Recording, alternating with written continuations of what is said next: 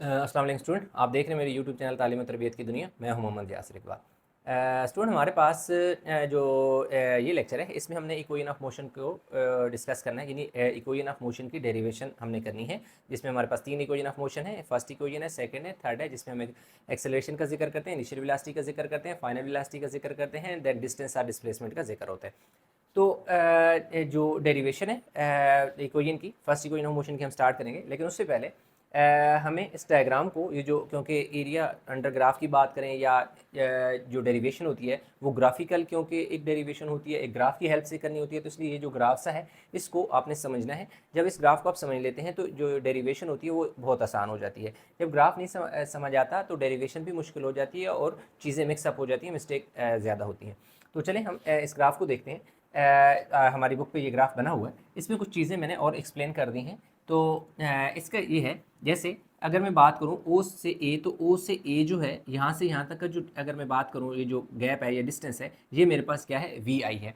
We आई से ये मुराद है कि देखें इन दोनों पॉइंट के दरमियान डिफरेंस क्या होगा। ये हमारे पास वी है, वी आई है, हमने वी आई लिखा है। ये मतलब यहाँ पे तो ओ पॉइंट है, तो ये वाली जगह तो क्या होगी, जीरो होगा। यहाँ पे तो कोई वैल्यू है नहीं, जीरो होगा, क्योंकि स्टार्टिंग पॉइंट है, तो जीरो हो गया, इज इक्वल टू वी आई हो गया। अब अगर हम बात करें इसकी ए और पॉइंट ई की, तो ये जो पॉइंट ए है इसको हमने वी आई कहा हुआ है, ठीक है, वी आई कहा हुआ है। तो इसमें और दूसरा ये पॉइंट ई को हमने से कहा हुआ है जो कि वी एफ है, तो इनका डिफरेंस क्या होगा, वी एफ और ये वाला माइनस वी आई। तो ये जो ए ई है ये वी एफ माइनस वी आई के इक्वल होगा, जैसे कि मैंने यहाँ पर भी लिखा हुआ है कि जो ए है वो वी एफ माइनस वी आई है, जो कि बी सी और ई ए दोनों इक्वल हैं। क्यों कि ए ई ये वाला यहाँ से यहाँ तक डिस्टेंस है, तो डेफिनेटली बी से अगर मैं इधर तक बात करूँ, यानी ई से ए तक बात करूँ या बी से सी तक बात करूँ, तो ये दोनों डिस्टेंस क्या है, बिल्कुल इक्वल है। अगर ई से ए तक वी एफ माइनस वी आई है, तो बी से सी तक वी एफ माइनस वी आई, जो कि गेन इन स्पीड कहा जाता है। ये चीज़ आ गई, तो आपको समझ आ गई कि इस ये यहाँ से यहाँ तक के पार्ट किसकी इक्वल है और यहाँ से यहाँ तक का पार्ट किसकी इक्वल है। अब हम बात करते हैं ई से अगर ओ तक बात करें, ये पूरी लाइन की बात करें, तो उसमें देखें ये वाले पॉइंट की वैल्यू वी एफ है, हमने वी एफ लिख दिया। ये जो क्योंकि स्टार्टिंग पॉइंट है तो ये जीरो होगा, तो इसलिए we F minus zero V F के इक्वल होगा। तो अब देख सकते हैं कि अगर हम बात करें ओ ई, ये देख सकते हैं ओ ई यानी ओ से ई तक अगर बात करें, जो कि इक्वल है किसके, बी से डी तक, यानी बी से डी, यहाँ से लेकर यहाँ तक और यहाँ से लेकर यहाँ तक, ये दोनों किसके इक्वल है, V F minus V I की इक्वल है, वी एफ माइनस एक सॉरी ये इसकी इक्वल है, वी एफ की इक्वल है, सॉरी। ई से ओ, ये देख सकते हैं ओ ई या ई ओ ए की बात है। बी से डी, ये देखिए बी से डी दोनों किसके इक्वल हैं, वी एफ। क्यों कि अगर यहाँ से यहाँ तक वी एफ है तो लाजमी बात है ये भी इतनी हाइट है या इतना ही डिस्टेंस है, तो ये भी इतना ही होगा। तो इसके साथ ओ ए सी डी, ओ ए और सी डी बिल्कुल सेम डिस्टेंस है। अगर ओ से ए तक वी आई है तो लाजिम बात है सी से डी तक भी तो वी आई होगा, ये लिख दिया। B C E A, where is B C, B C और ई ए दोनों देखो किसकी equal, V F minus V I, या पहले भी बता चुका हूँ V F minus V I. O A D B V F अभी बताया था। A C O D T की इक्वल है, यानी ओ से डी तक अगर टी है तो ए से सी तक भी, यहाँ से यहाँ तक भी तो क्या होगा, टी होगा। तो ये चीज़ें अगर आपको समझ आ गई हैं तो आगे इक्वेशन ऑफ मोशन जो है वो बहुत ही आसान है, कोई मुश्किल काम नहीं है। तो चलें हम स्टार्ट करते हैं डेरिवेशन इसकी, फर्स्ट इक्वेशन ऑफ मोशन की, ठीक है।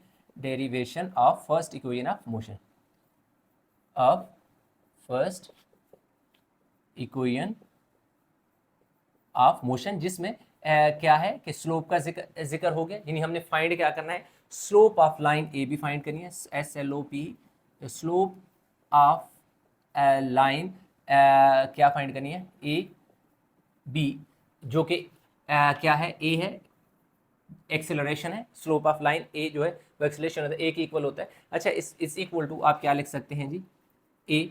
अच्छा, जो स्लोप होता है ना, स्लोप का एक चीज़ क्या होती है, मैं पहले लिख लूँ स्लोप फिर मैं नीचे।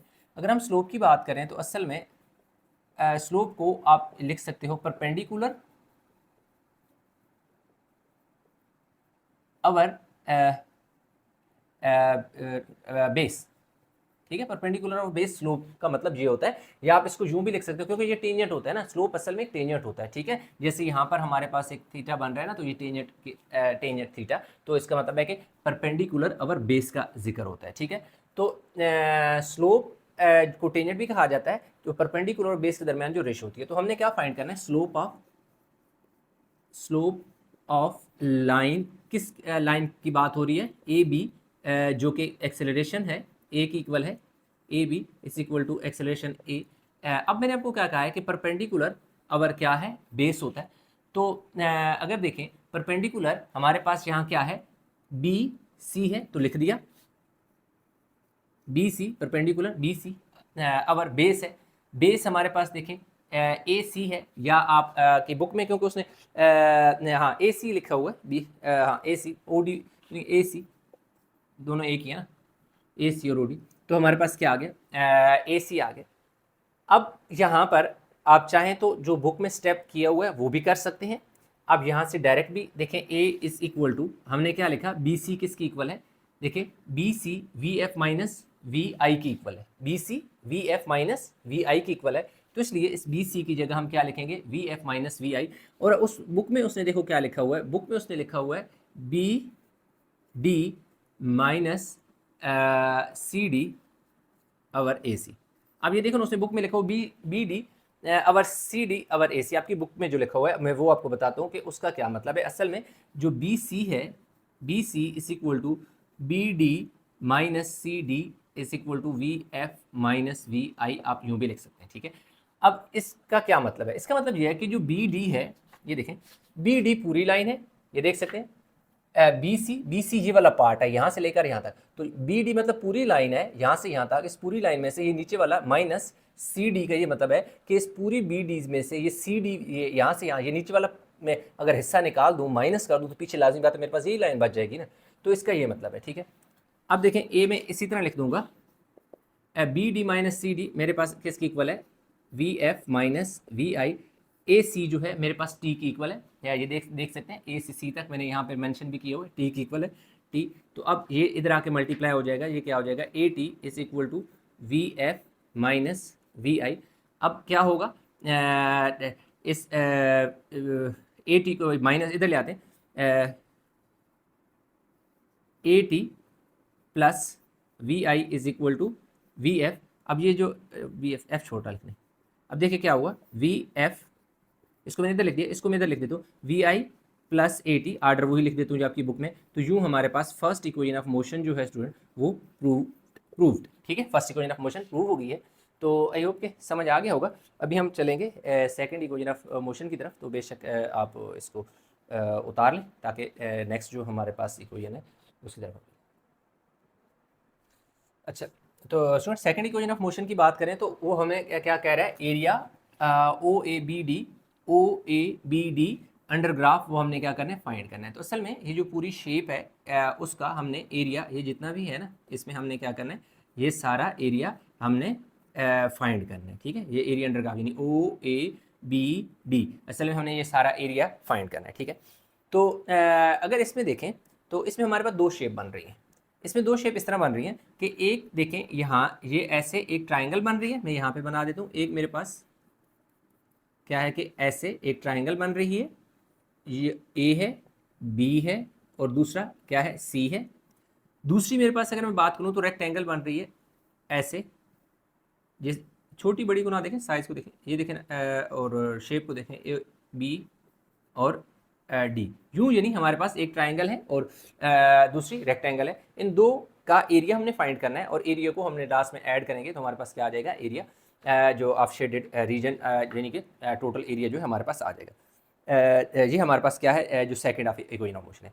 तो एरिया जो हमारे पास है, area O A B D, वो किसकी इक्वल है, इसमें हमारे पास दो चीज़ें, area of rectangle, area rectangle यानी ये वाली जो शेप है इसका, plus area of triangle, area of triangle की, चले मैंने शेप बना दी, एरिया ऑफ ट्राइंगल। अब देखें एरिया ऑफ अगर रेक्टेंगल की बात करें तो उसमें हमारे पास क्या फार्मूला होता है, लेंथ और ब्रेड्थ होता है, प्लस एरिया ऑफ ट्राइंगल की बात करें तो 1/2 बेस मल्टीप्लाई बाय हाइट होता है, ठीक है। यूँ हमारे पास क्या हो गया कि base multiply length multiply by breadth और बेस मल्टीप्लाई बाय हाइट। तो इसमें देखें हम वैल्यू पुट करते हैं। लेंथ, अगर लेंथ की मैं बात करूं तो लेंथ मेरे पास क्या है, रेक्टेंगल की बात है ना, तो रेक्टेंगल में मेरे पास ओ डी मल्टीप्लाई बाय अब बी डी या ओ ए लिख लें, ओ ए प्लस 1/2। अब हमारे पास देखो ना, ये बेस ए सी है, हाइट ये वाली हाइट है जो कि बी सी है, बी सी। तो अब हमने क्या करना है, इनकी वैल्यू को पुट करना है। बहुत आसान है, कोई मुश्किल काम नहीं है। अगर हम बात करें ओ डी और ओ ए के, अब देखें ओ डी आपको नजर आ रहा है, ओ डी किसकी इक्वल है, टी के। तो ओ डी में मैंने देखो क्या लिख दिया, टी मल्टीप्लाई बाय ओ ए। अब देखें अगर मैं ओ ए की बात करूं तो ओ ए किसकी इक्वल है, वी आई की। तो ये देखें वी आई, ये प्लस का साइन इसी तरह 1/2। ए सी की बात करूं तो मेरे पास ए सी अगेन, ये देखें ए सी किसकी इक्वल है, टी के। तो ये देखें ये जो ए सी है इसकी जगह टी लिख दिया मल्टीप्लाई बाय बी सी। अगर मैं बात करूं बी सी की, तो आप देख सकते हो बी सी मेरे पास किसकी इक्वल है, वी एफ माइनस वी आई के। तो मैंने क्या लिखा, वी एफ माइनस वी आई, ये हो गया। अब हमारे पास इसको इनको मल्टीप्लाई करते हैं, वी आई जब टी से मल्टीप्लाई होगा तो वी आई टी हो जाएगा प्लस 1/2 ये वाला टी इसी तरह। वी एफ माइनस वी आई जो है वो किसकी इक्वल होगा, ए टी की इक्वल होगा। किसकी इक्वल होगा, ए टी के। ए टी कैसे, ये देखें फर्स्ट इक्वेशन ऑफ मोशन आप लिख लें by using first equation of motion के, फर्स्ट इक्वेशन ऑफ मोशन को यूज किया। आप चाहें तो इधर जो है ऐसे भी लिख सकते हैं। चलें मैं आपको और कंप्लीट इंफॉर्मेशन यहाँ पे एंटर करता हूँ, लिख दूँ। अब देखें आप लिखें जी फ्रॉम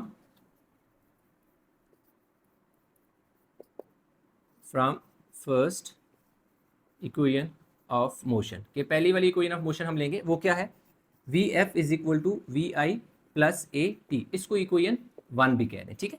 अब देखें एफ थोड़ा छोटा लिखेंगे, वी एफ इसको इधर ले आओ minus V I is equal to A T. अब देखें हमारे पास पुट इन 1, क्या कर दो, पुट इन 1 में पुट कर दो। कैसे, वी आई को टी से मल्टीप्लाई करो तो क्या हो जाएगा, वी आई टी प्लस 1/2 ये वाला टी इसी तरह multiply by V F minus V I. V F minus V I किसकी इक्वल है, ए टी के। इसकी जगह क्या लिख लो, ए और टी। तो अब क्योंकि ये total is equal to S है, ठीक है, area of shape A O B D is equal to S, तो ये किसकी आ रहा है, एस है, ठीक है। एस मीन डिस्प्लेसमेंट या डिस्टेंस भी आप उसे कह सकते हैं, एस। तो S is equal to V I T plus 1/2, ये ए है, इसको एक दफ़ा लिख देंगे, ये वाला टी की पावर 1 जे और 1 जे, तो टी की पावर कितनी होगी, 1 1 2, 1 + 1 2। तो यूँ हमारे पास क्या हो गया, second of equation of motion भी प्रूव्ड हो गई है। आई होप कि समझ आ गया होगा। अब हमने थर्ड इक्वेशन ऑफ मोशन की तरफ चलना है, वीडियो को पास करके उतार लें। अच्छा, तो derivation of third equation of motion student हमारे पास आ गई है। थर्ड इक्वेशन ऑफ मोशन की अगर हम बात करें ना, तो उसमें हमें क्या फाइंड करना है जी, उसमें हमें ओ ए बी डी हमने क्या करना है, फाइंड करना है। Total area O A B यानी डिस्टेंस एस जो है, ओ ए यानी एरिया हमने क्या फाइंड करना है, area O A B D, O A B D हमने फाइंड करना है जी, O A B D, yes under a graph, O A B under a graph, O A B D यानी ये पूरी शेप जो है इसका, ये बीच में जितना भी एरिया है ना, ये हमने फाइंड करना है। O A B D is equal to S हमने क्या करना है, फाइंड करना है, यानी एरिया अंडर ग्राफ जो है वो हमने फाइंड करना है। अगर हम इस शेप को देखें तो ये हमारे पास जो शेप बन रही है, ये हमारे पास एक ट्रेपीजियम बन रही है। तो असल में area of O A B D का मतलब है एरिया ऑफ ट्रेपीजियम, यानी area of O A B D is equal to, आप लिख लें एरिया ऑफ ट्रेपीजियम, यानी कि असल में ये एरिया ऑफ ट्रेपीजियम है, ZIUM है, ठीक है।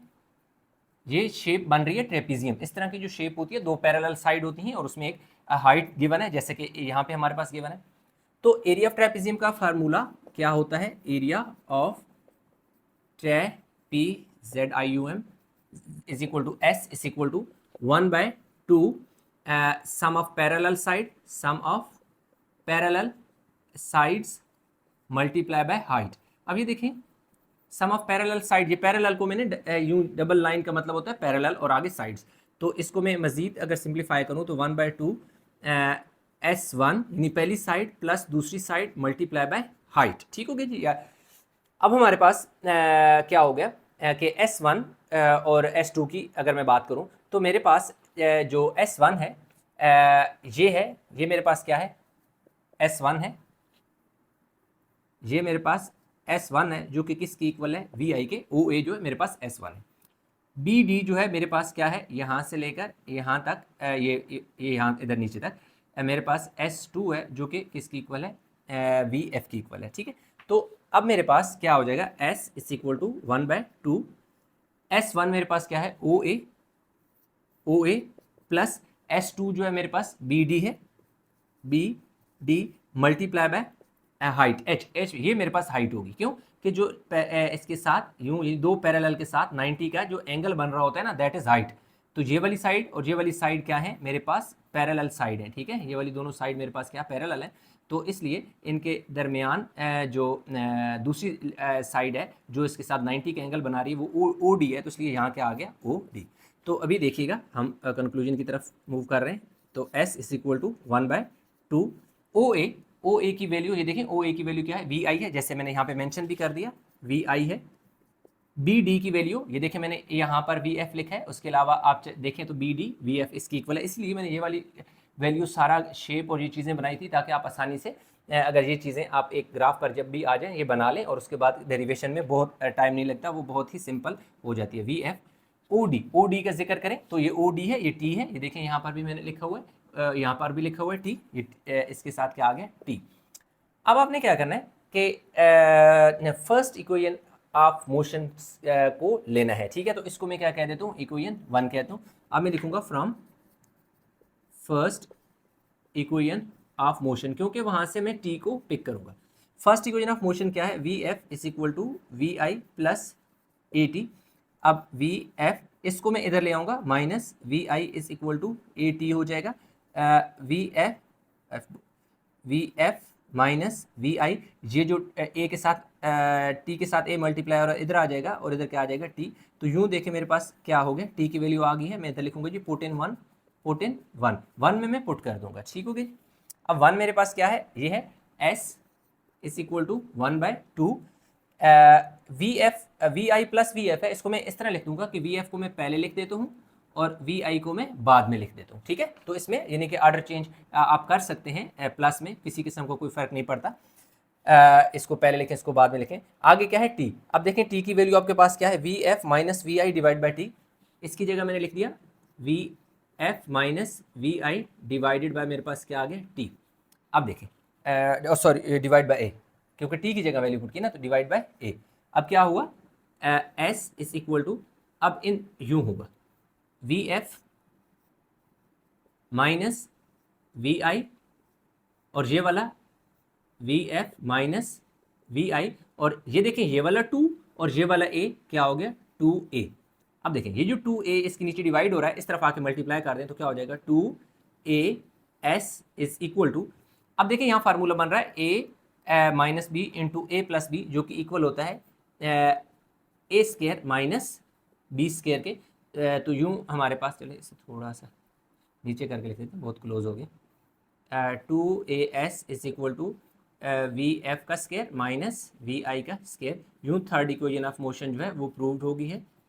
ये देखो क्या फार्मूला बना, मैं यहाँ पे थोड़ा सा आपको एक्सप्लेन भी कर देता हूँ। अब यूँ लिखा हुआ है ना VF minus VI into VF plus VI into VF minus VI, तो यूँ देखें A plus B into A minus B, यूँ फार्मूला बन रहा है A plus B into A minus B, जो कि इक्वल होता है A square minus B square के। तो यहाँ A आपके पास VF है, तो इसलिए ये क्या हो गया? VF का स्क्वायर हो गया, और B आपके पास VI है तो VI का स्क्वायर हो गया, और यही चीज़ हमने equation of motion third prove करनी थी, तो यूँ हमारे पास तीसरी इक्वेशन ऑफ मोशन भी प्रूव हो गई। आई होप कि समझ आया होगा, इतनी आसान है, कोई इतना मुश्किल नहीं है। तो वीडियो को लाइक करें, शेयर करें, चैनल को सब्सक्राइब नहीं किया तो चैनल जरूर सब्सक्राइब कर लें। इंशाल्लाह मेरे नए लेक्चर के साथ, तब तक अपना बहुत सारा ख्याल रखिएगा। अल्लाह हाफिज़।